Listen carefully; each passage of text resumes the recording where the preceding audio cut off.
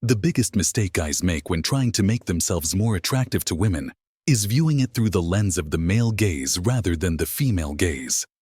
Recently, I came across a tweet that sparked an interesting thought. How can women be so enamored with tall, jacked, masculine guys and also be attracted to the members of BTS, who present a very different look? The tweet isn't wrong. Women's attractions vary widely. The female gaze. At its core, the female gaze is deeply rooted in storytelling. This perspective goes beyond just appreciating physical beauty and dives into the narrative that surrounds a person. There's a compelling reason why romance novels consistently top the bestseller lists year after year, with women being their primary consumers. These stories aren't just about the physical attributes of the characters, but about their emotions, their journeys, and their connections.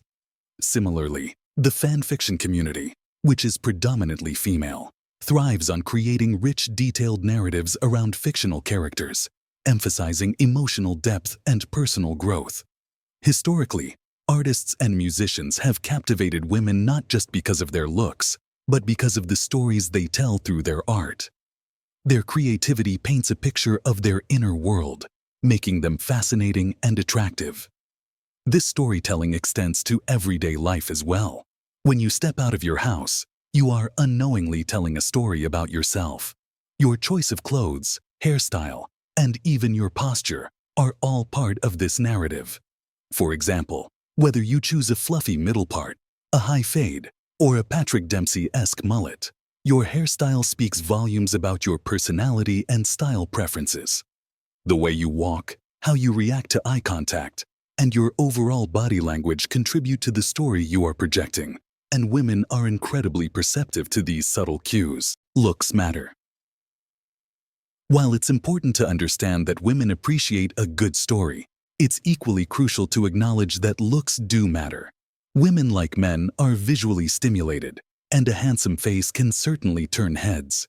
Features like a strong jawline, slight facial hair, height, a lean physique, darker features, and a blend of masculine and feminine characteristics can be very appealing. If one were to design a man who appeals to the broadest audience of women worldwide, he might resemble Michael from the movie 365 Days. This character epitomizes an ideal blend of physical attributes that many women find attractive. However, it's important to recognize that there is significant variability in what different women find attractive. For instance, a man who is slightly more feminine might resemble someone like Zayn Malik, while a more ruggedly masculine ideal could be akin to the archetypal Giga Chad. But these are merely ideals. Just because a man has a type doesn't mean he won't be attracted to someone who falls outside that specific mold. For example, if a man typically prefers tall blondes, it doesn't mean he wouldn't find a short brunette attractive. Attraction is multifaceted and can transcend specific physical types. The black pill antidote. When men hear about women's ideals, such as being tall, fit, and wealthy, it can sometimes lead to feelings of inadequacy and hopelessness, often referred to as the black pill mindset. This perspective is a defeatist view of the dating landscape, suggesting that only a small percentage of men can be attractive to women. However, I believe the best antidote to this mindset is simply observing real-life couples in any busy downtown area. Take an hour to people watch, and you'll notice a variety of couples. You'll see average guys with average girls, and even average guys with stunningly beautiful girls.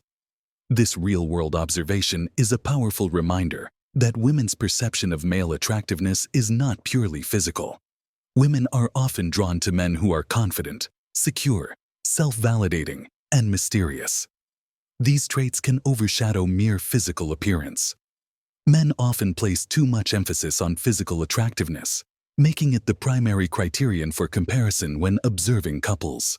However, women consider a plethora of factors: humor, voice, scent, charisma, kindness, skills, potential, how a man treats her and others, his empathy, and many other intangible qualities. These elements collectively contribute to how attractive a man is through the female gaze. The female gaze is like Play-Doh. The concept of the female gaze being like Play-Doh might seem a bit abstract, but it's an apt analogy. If a woman isn't initially attracted to a man, that doesn't mean the attraction won't grow.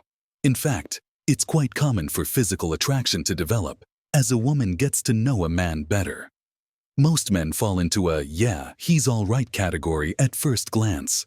However, as women interact with them and learn more about their personalities, men can either plummet into the "I would never" category or elevate into the "he's really hot" category. This dynamic is often hard for men to understand because when men see a beautiful woman, they can immediately imagine a future with her. Men tend to make snap judgments about physical attractiveness, often envisioning long-term scenarios from a single glance. Women, on the other hand, are more likely to let their attraction develop over time, influenced by a man's behavior, personality, and the way he treats her and others. This evolving nature of attraction is a fundamental aspect of the female gaze. Relative versus absolute height, income, and status are often cited as key factors in male attractiveness. The phrase, 6 figures, 6 feet, and a six-pack encapsulates this ideal. However, many men misinterpret these attributes. When women say they want a taller guy, it's a relative term. They typically mean someone taller than themselves. Similarly, income and status are also relative. Women often seek men who make slightly more money than they do and who have a higher status in a way that is meaningful to their context. Statistically, most couples share certain commonalities.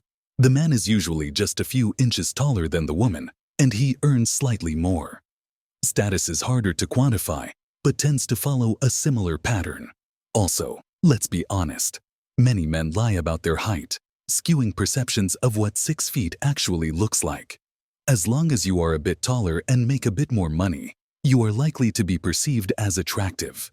Understanding these attributes in relative terms rather than absolutes can help men feel less pressured and more confident. Wide appeal versus niche maxing. There's a saying I love: you can be the ripest, juiciest peach in the world, and there's still going to be somebody who hates peaches. This truth applies to attraction as well. A lot of men's content on improving attractiveness focuses on appealing to as many people as possible. While some traits are universally attractive, such as good skin and fitness, trying to appeal to everyone is like trying to be the McDonald's of men. Instead, it's better to be like French cuisine. Find your niche and excel in it. The Tinder dilemma. In today's world, many people meet through dating apps. These platforms, while convenient, are an unnatural way of connecting with potential partners. Dating apps reduce people to a few photos and a short bio, making it difficult to convey the complex and nuanced aspects of one's personality that contribute to attraction. This swipe-based approach leads to selection habits that don't reflect how people naturally choose partners. In conclusion, many men derive their self-worth from being attractive to women and try to live up to impossible standards. While there's nothing wrong with wanting to become more attractive, it's important to understand both perspectives. By seeing through the female gaze, men can gain a fuller picture and let their true selves shine through. Understanding that attraction is multifaceted and goes beyond mere physical appearance can help men feel more confident and authentic in their interactions. Thanks for watching.